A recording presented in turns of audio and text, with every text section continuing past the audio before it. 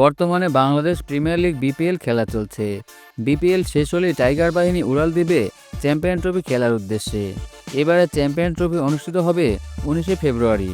19শে ফেব্রুয়ারি শুরু হলেও টাইগারদের প্রথম ম্যাচ একদিন পর 20শে ফেব্রুয়ারি চিরপ্রতিদ্বন্দ্বী ভারতের সাথে।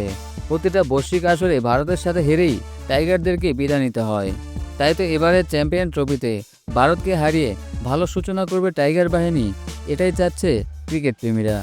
তবে প্রশ্ন হলো, ভারতকে হারাতে হলে এমন একাদশ নিয়ে মাঠে নামবে টাইগার বাহিনী।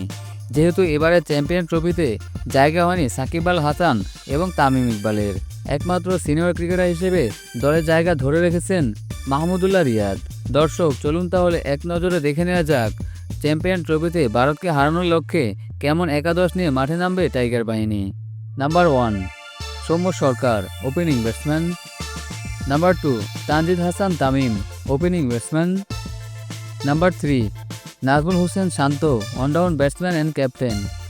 Number 4, Towhid Hridoy, middle order batsman. Number 5, Mahmudullah Riyad, batting allrounder. Number 6, Jaker Ali Anik, wicketkeeper batsman. Number 7, Mehedi Hasan Miraz, bowling allrounder. Number 8, Rishad Hossain, leg spin bowler. Number 9, Mustafizur Rahman, fast bowler. Number 10, Taskin Ahmed, fast bowler. Number 11, Nahid Rana, fast bowler.